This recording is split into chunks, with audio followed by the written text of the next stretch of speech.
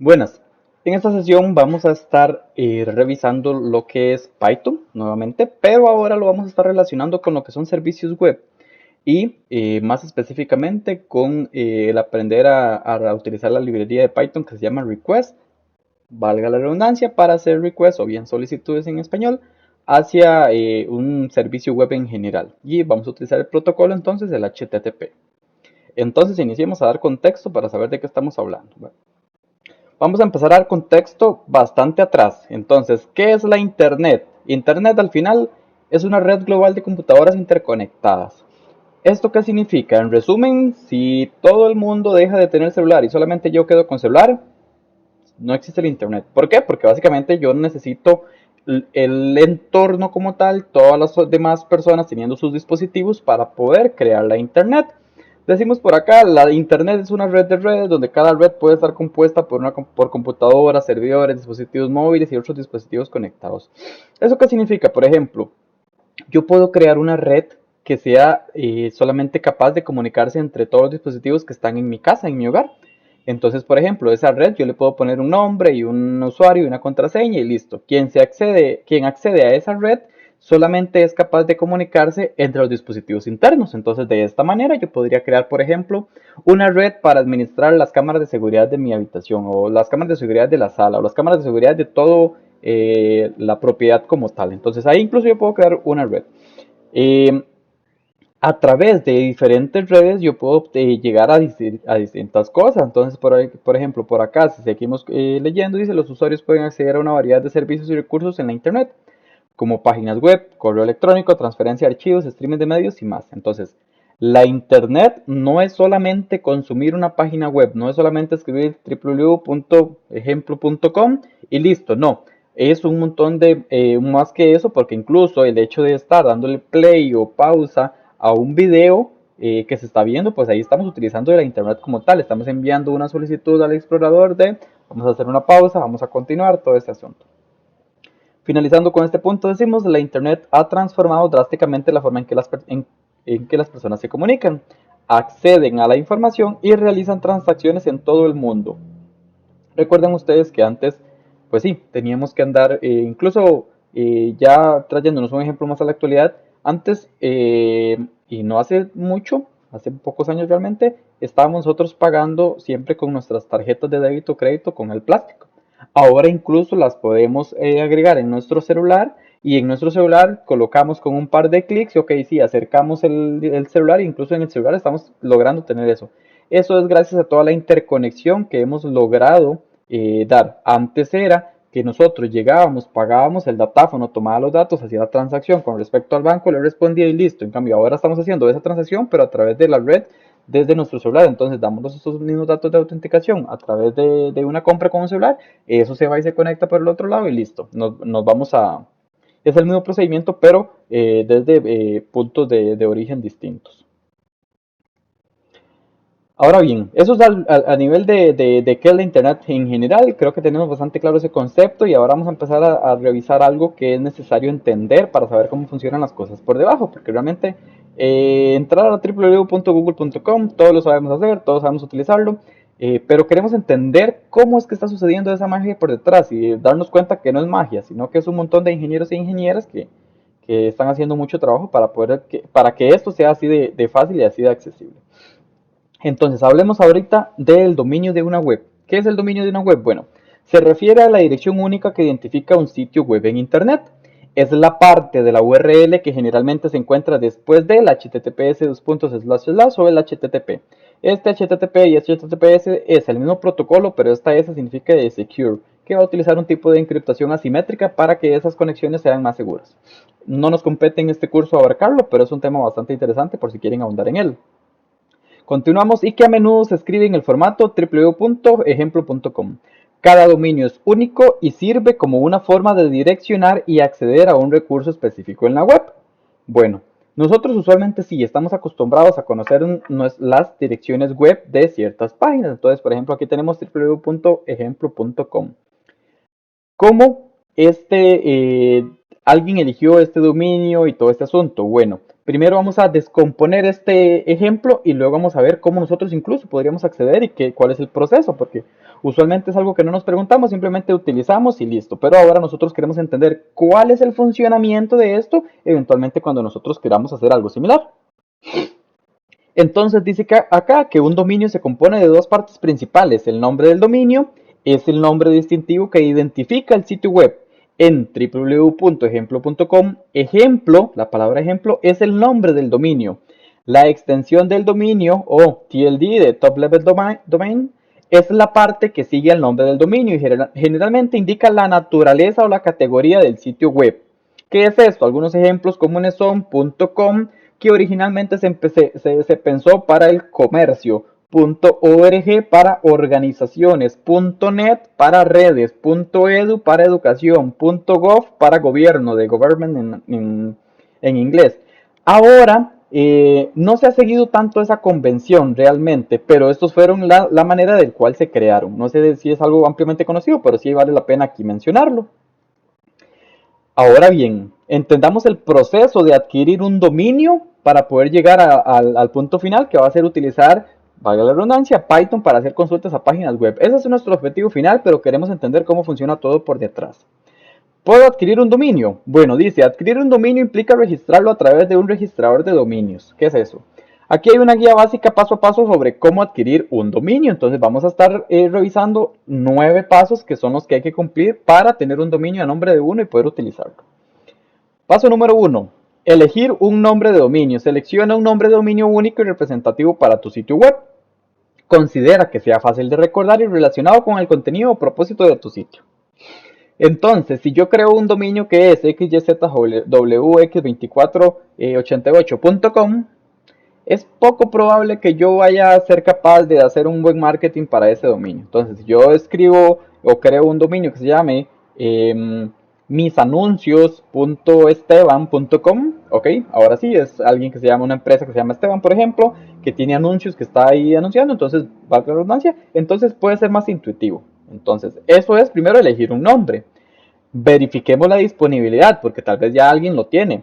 Utiliza un servicio de búsqueda de dominio en un registrador para verificar si el nombre de dominio que deseas está disponible. ¿Qué es este registrador? Que lo mencionamos por acá, lo mencionamos por acá. Bueno, existe una organización que se encarga de toda esta parte. Esa organización está en los Estados Unidos. Sin embargo, esa organización acepta como corredores de dominios, como por ejemplo los corredores de seguros que andan vendiendo seguros y ganan por comisión de cuántos seguros venden y ese tipo de cosas. Asimismo, podríamos decir que hay un corredor de dominios. Entonces, hay empresas que se dedican a vender dominios. Esos dominios ellos van y luego si lo registran ya en esta organización. Entonces, eso es básicamente la interpretación de qué es un registrador de dominios. Entonces hay que verificar si está disponible. Luego de que definimos que está disponible, tenemos que seleccionar, estos dos realmente van en conjunto, de seleccionar cuál es la extensión, si queremos un .com, un .org, .net, dependiendo de las necesidades, dependiendo incluso del marketing que queramos nosotros llegar a utilizar. Entonces, por ejemplo, aquí yo hice un ejemplo, después de que nosotros tenemos ya cómo queremos que se llame el dominio y cuál es la extensión, yo digamos que elegí evadilla10.com. Tengo que ir a un registrador de dominios. ¿Cuáles son un par de registradores de dominios muy comunes? Bueno, hay uno que se llama GoDaddy y otro que se llama Namecheap. Yo en este caso aquí les adjunto una captura de el que se llama GoDaddy. En GoDaddy yo voy y digo quiero registrar, quiero comprar evadilla10.com. Entonces llegan y me dicen, uy, su dominio está disponible, evadilla10.com.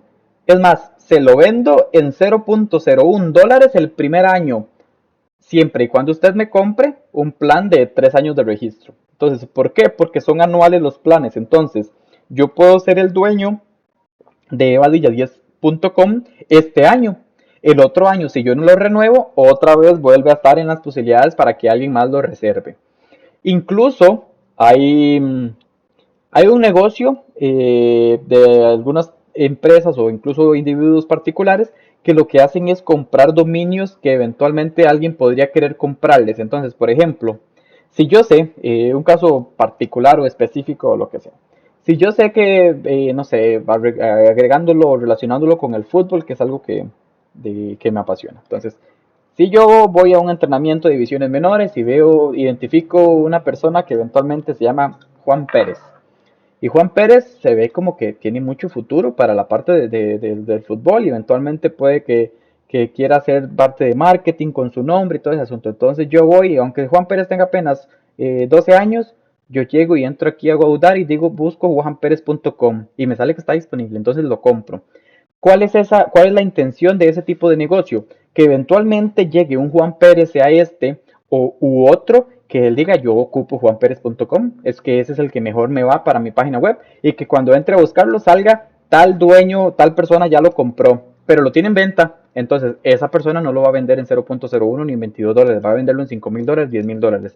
¿Por qué? Porque es parte del negocio que él estaba tratando de definir desde un inicio. Entonces, ¿qué tan válido o no sea este tipo de negocios? En cuanto a validez, es totalmente válido en cuanto a la legalidad. Pero igual es un riesgo que tiene de que eventualmente tal vez nunca exista un Juan Pérez que quiera comprarle y pues él pasó pagando ese dominio simplemente para ver si acaso. Y pues ese no, puede que tenga otros similares y con la ganancia de otros ya compense este. Pero es un tipo de negocio también que existe y es válido mencionarlo por acá.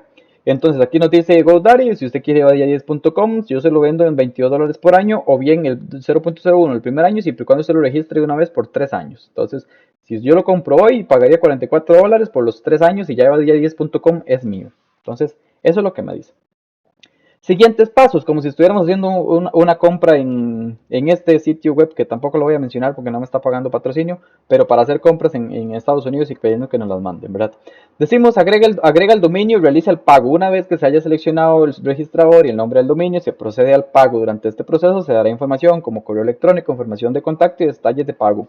¿A quién le damos esta información? Pues al registrador de dominios, en este caso a GoDaddy, para que él vaya y lo registre ante esta institución en los Estados Unidos.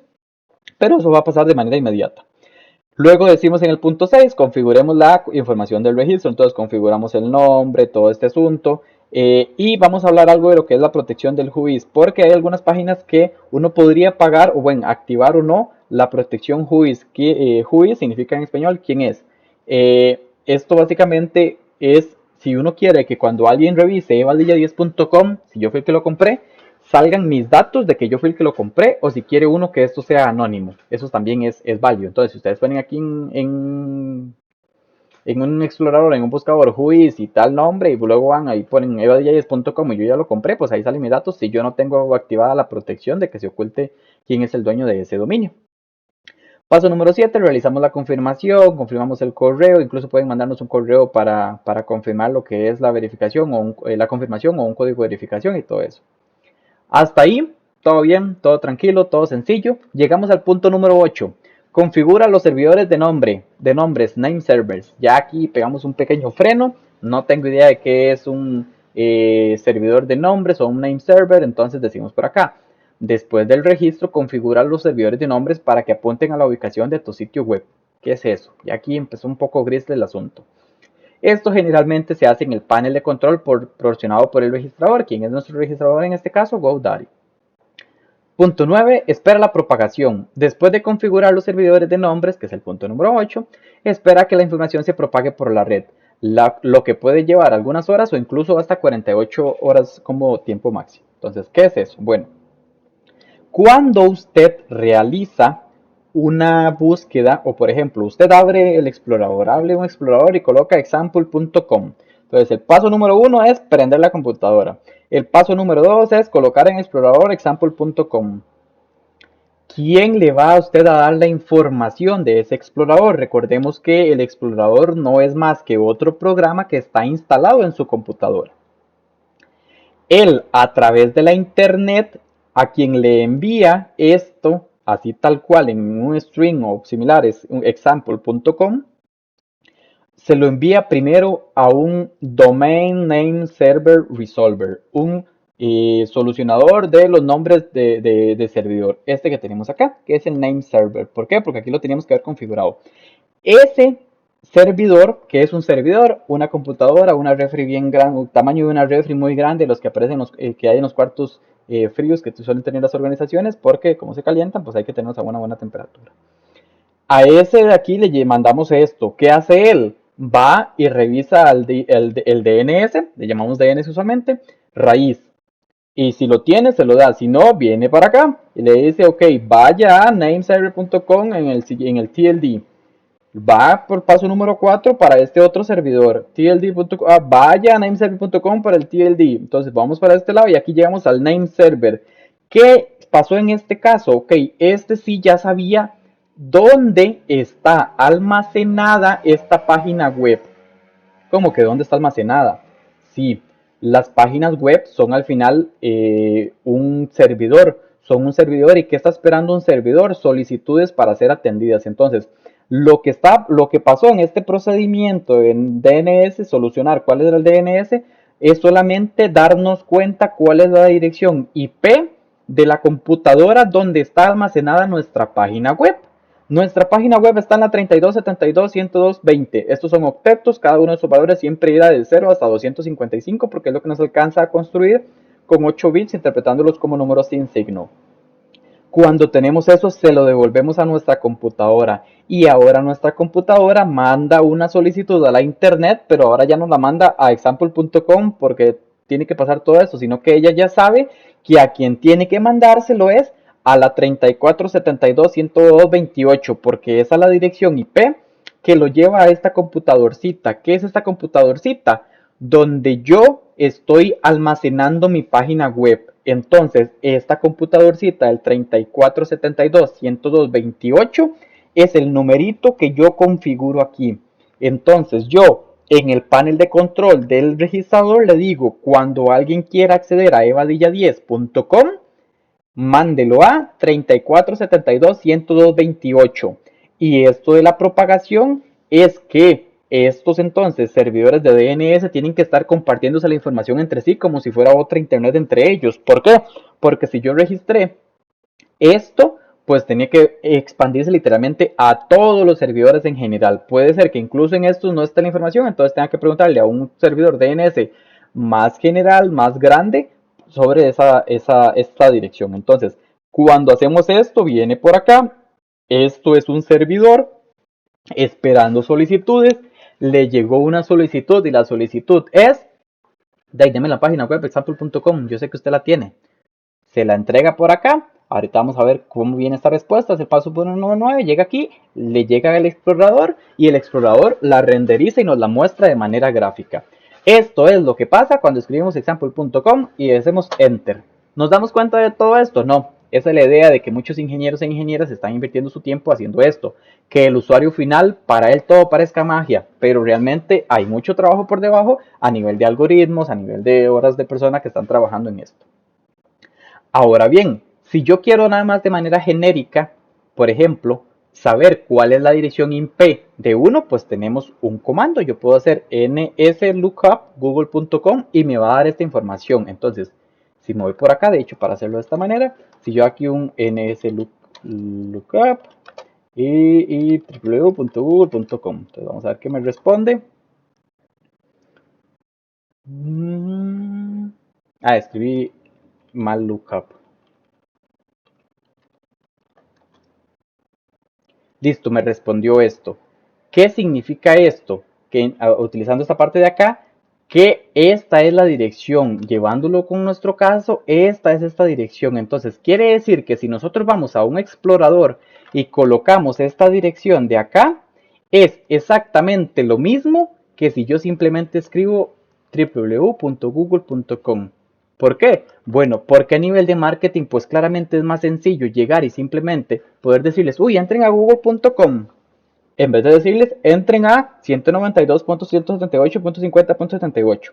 Incluso vean que Google, como es una empresa tan grande, es absolutamente grande, entonces este les va a funcionar para ir a google.com, el 5078, y este también, el 30196. Incluso vea que cambia este octeto de 178 a 217. Ambos les van a funcionar para ir a google.com, que sería equivalente. Continuemos entonces. Hablemos ahora de solicitudes HTTP, que es la manera en cómo nosotros hacemos esto. Bueno, nos devolvemos por acá.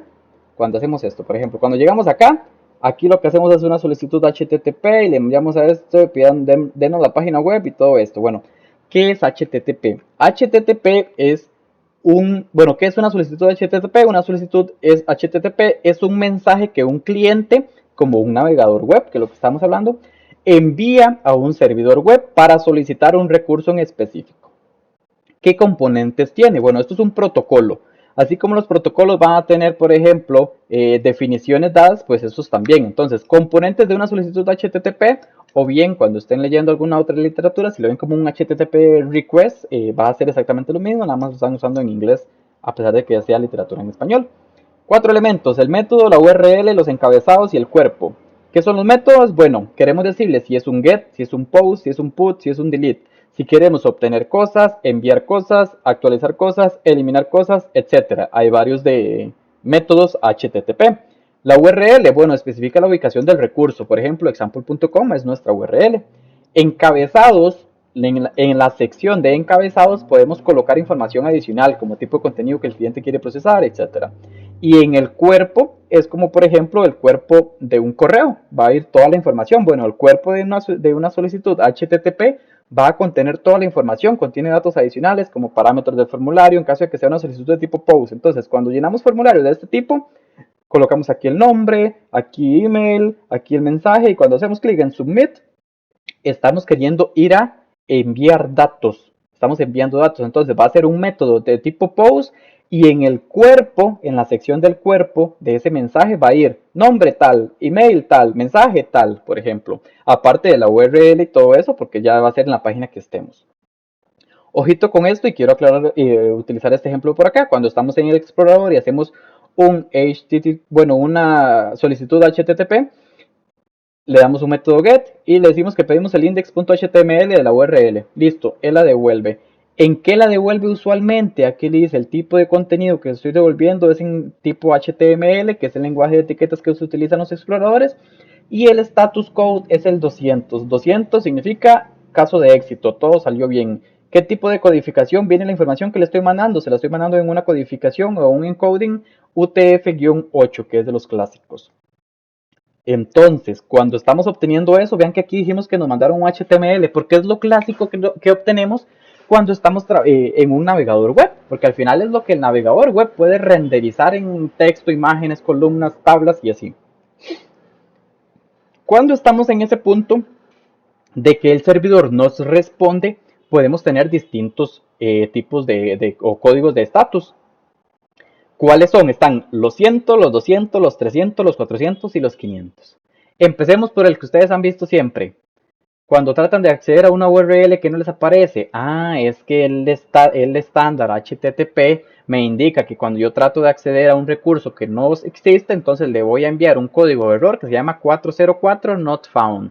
Es de acá de donde sale de un HTTP status code, ese 404 que nunca nos gusta ver porque fue algún dedazo en la URL o algo similar cometí. Los 100 son informativos, los 200 son de éxito. Entonces, si usualmente recibimos un 200 en el status code, va a ser un OK, todo salió bien.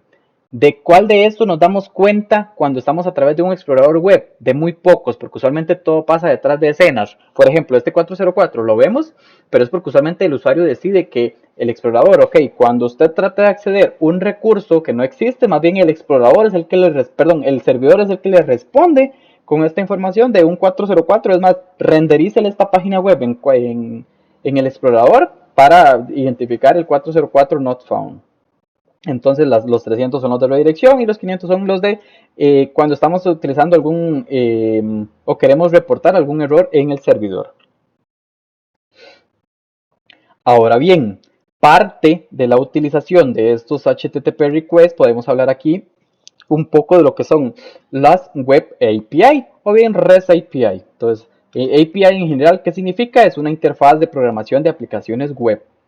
Es un conjunto de reglas y definiciones que permite que diferentes aplicaciones de software se comuniquen entre sí a través de la web. Entonces aquí, pero no era que yo solamente recibía el HTML y lo renderizaba. Bueno, no siempre simplemente se va a recibir un HTML. En lugar de interactuar directamente con una base de datos o componente interno de otra aplicación, las Web APIs proporcionan una interfaz externa que permite a las aplicaciones solicitar y compartir datos de manera estandarizada. Es decir, incluso, por ejemplo, yo podría, ya que conocemos un poco de lo que es GitHub, podría ir a agregar un archivo y hacer todo ese, y agregar un folder, por ejemplo, y agregar un archivo en blanco, todo desde código de Python. Profe, pero eso está como complejo. No, no es nada complejo. ¿Por qué? Porque GitHub se ha encargado de crear las APIs, agregar la documentación y decirle, esta es la API, aquí pongo el usuario, aquí pongo la contraseña o el token, aquí está todo lo que tiene que hacer. Entonces, perdón, gracias a esa documentación nosotros sabemos cómo utilizar todas esas APIs, por ejemplo, de GitHub. Entonces, siguiendo por acá hablando de las APIs, protocolo de comunicación. Bueno, por lo general, las Ghost APIs utilizan protocolos como el HTTP o el HTTPS y por eso es que los estamos viendo como una aplicación de lo que acabamos de revisar. Formato de los datos. La información se transfiere comúnmente en formato JSON o formato XML. Son un par de formatos que se tienen para compartir información. El JSON particularmente se parece mucho a los diccionarios de Python que ya nosotros hemos revisado y ahorita les vamos a echar una ojeada un poco más profundo.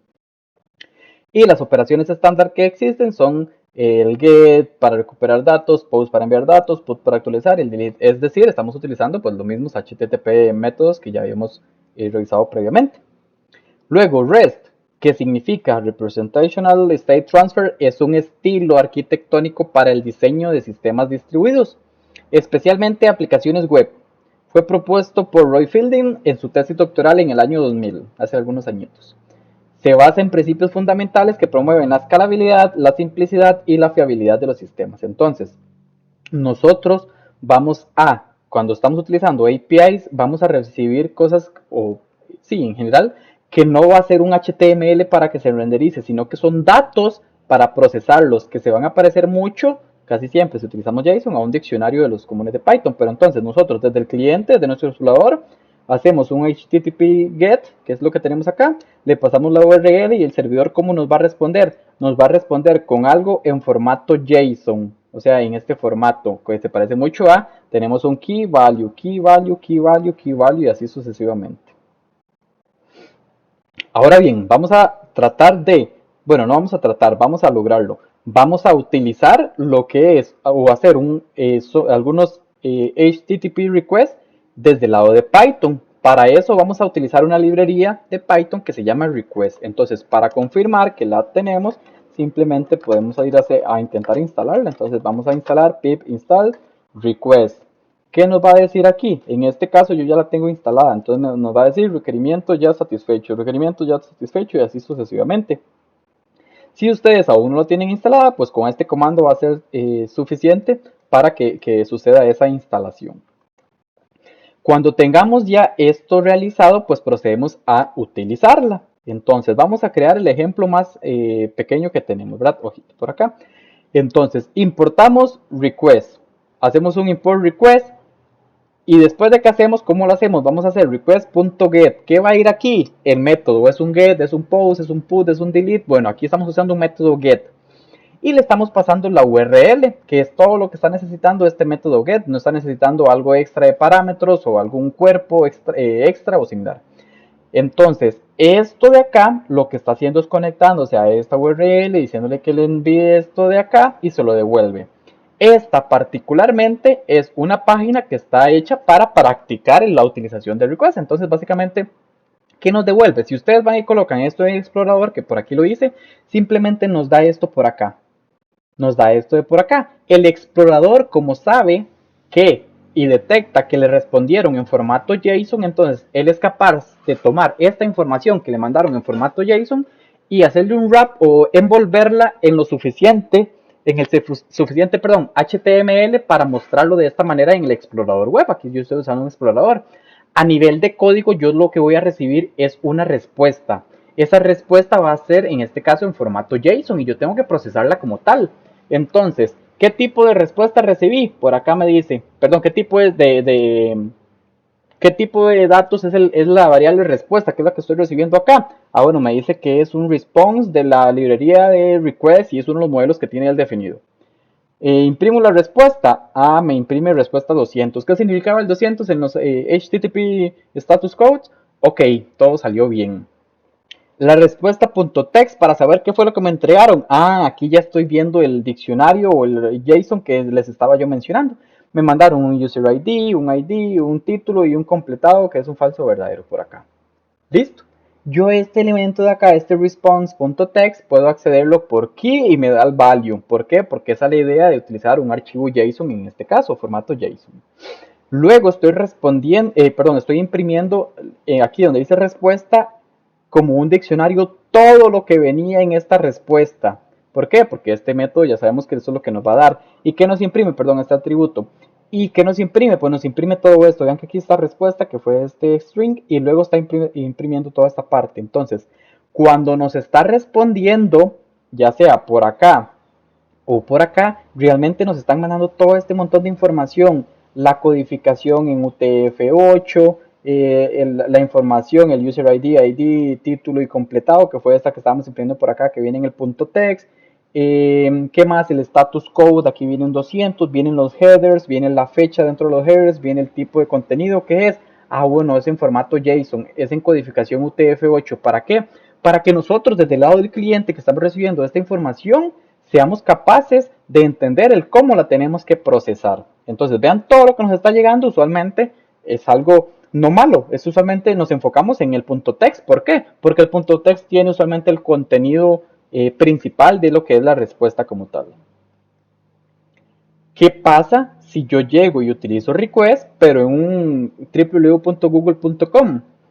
A ver, aquí ya no me está respondiendo en un punto de, podríamos decirlo, en un formato JSON, sino que me está formando un HTML. De hecho, vean que aquí dice contenido, text HTML. Entonces, yo aquí lo que hice simplemente la URL, www.google.com, hago un request.get de la URL, que es este de acá, la respuesta le imprimo el punto text.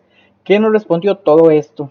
Qué feo se ve. No, es que no se ve feo. Es que en este caso, pues yo, si lo estoy trabajando desde Python, pues tal vez eso no era lo que quería hacer. Esto tiene sentido cuando estoy desde el explorador web, porque el explorador web sabe cómo interpretar cada una de estas etiquetas e ir a renderizar una página web que sea la de www.google.com.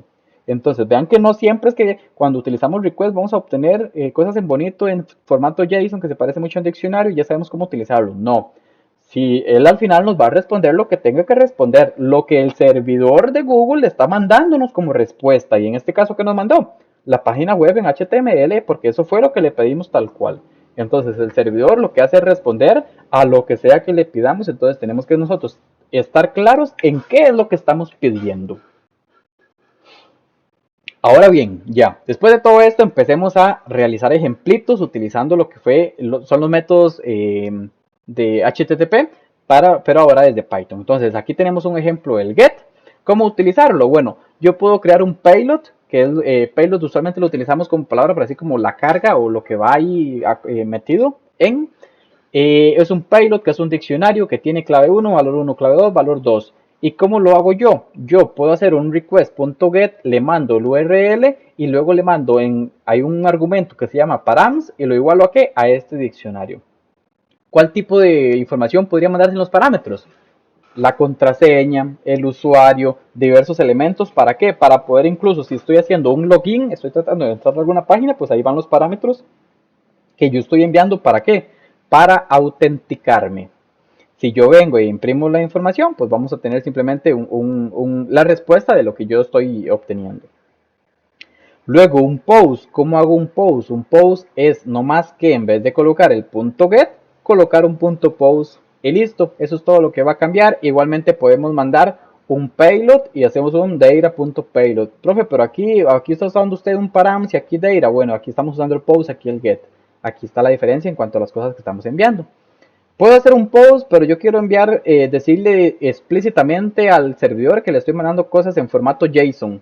Ah, bueno, sí, en vez de data uso JSON y listo, lo envío por acá. Así de sencillo y lo podemos imprimir. Aquí a la derecha les agregué un ejemplo sobre cómo se ve usualmente lo que es un archivo en formato JSON. Entonces, se ve idéntico a lo que es un diccionario. Clave, valor, clave, valor, clave, valor. Estos valores pueden ser arreglos, pueden ser strings, pueden ser números como tal. Como usualmente lo hemos visto a nivel de diccionario, entonces va a aplicar el mismo aprendizaje. Si se quiere profundizar más en este punto, pues por acá les dejo lo que es el link donde saqué incluso esta imagen.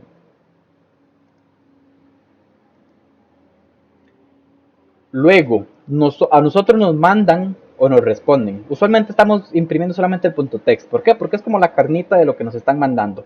Pero cuando nosotros estamos haciendo problemas o programas robustos, tenemos que tener mucho cuidado. Entonces vamos a no solamente a recibir la información, sino que la podemos trabajar los diferentes campos que va a traer, porque en el response va a tener el status code, los headers, podemos revisar si viene en formato JSON o no. ¿Por qué? Porque perfectamente nosotros tenemos de aquí en adelante todo preparado como si sí viniera en JSON. Entonces queremos hacer algún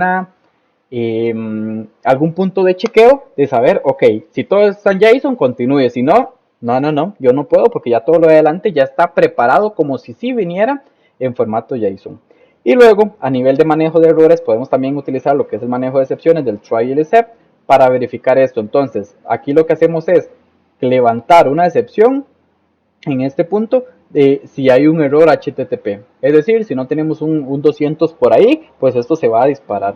¿Y cómo se dispara? Bueno, tenemos una excepción que es de este tipo, request.exceptions.http error, lo que leemos como error, y lo imprimimos por acá para saber qué es lo que estamos obteniendo y poder trabajarlo de una manera correcta. Luego, para finalizar, tenemos un ejemplo completo. Si nosotros buscamos esto en el explorador, pues obtenemos esto. Es un arreglo de diccionarios que tenemos por acá. Y listo, ¿verdad? Con un montón de información, ID, nombre, username, correo, dirección, calle, apartamento probablemente, ciudad, código postal, geografía, latitud, longitud, todo ese asunto, ¿verdad? Si revisamos esta otra, tenemos user ID, es igual a un arreglo, user ID, título, cuerpo y todo ese asunto para un montón de elementos también. Entonces, ¿cómo obtenemos nosotros esa información? Pues hacemos un user response. ¿Por qué vamos a hacer user response? Para asignar esto de acá.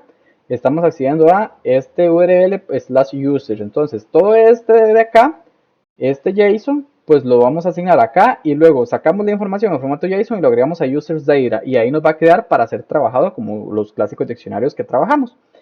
Paso 2, lo mismo pero con las publicaciones que es este de ahora. Entonces vamos a hacer un punto JSON para sacar los posts de post response, los post response, valga la redundancia, en formato JSON y los asignamos a una variable que se llama post data. Entonces vean que las variables que estamos creando se llama users data y post data hasta este punto.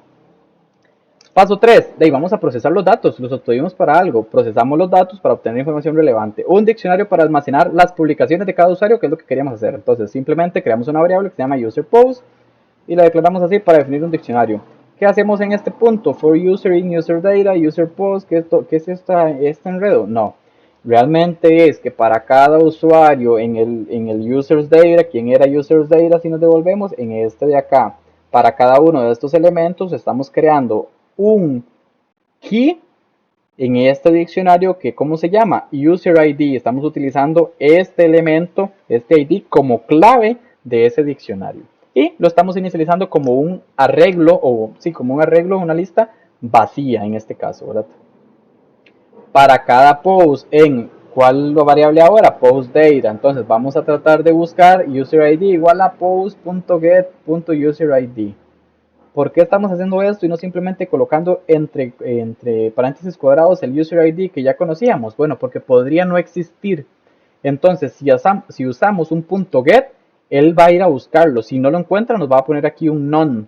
Y eso no va a ser problema. Pero al menos de esta manera vamos a evitar el key error. ¿Por qué? Porque este key error cuando entra aquí adentro sería un problema.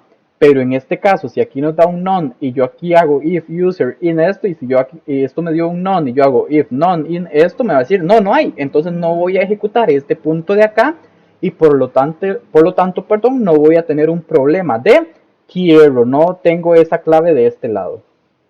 Paso número 4, mostramos los resultados. Entonces vamos a iterar sobre el user ID y los posts que encontramos. ¿En qué? userPost.items. Recuerden este punto items para encontrar la parte del key y lo que es la parte del value también.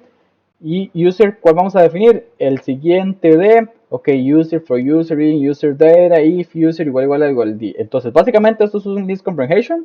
Sí, sé que entender de buenas a primeras toda esta nomenclatura no es sencilla, pero es parte de lo que nos ofrece Python, poder hacer código sencillo, código complejo en una sola línea. ¿Para qué? Para que cuando nosotros estemos leyendo el código, pues no veamos así, bueno, aquí ponemos un comentario, esto lo que hace es esto y esto. Y listo, no estoy gastando tantas líneas de código y pues el intérprete está siendo más eficiente.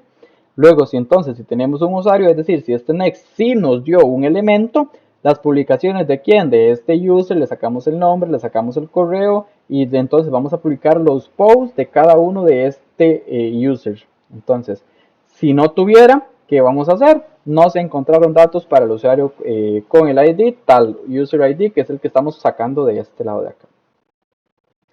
Y eso sería sobre lo que es la sesión de web services o servicios web en general, esto mediante la utilización de Python.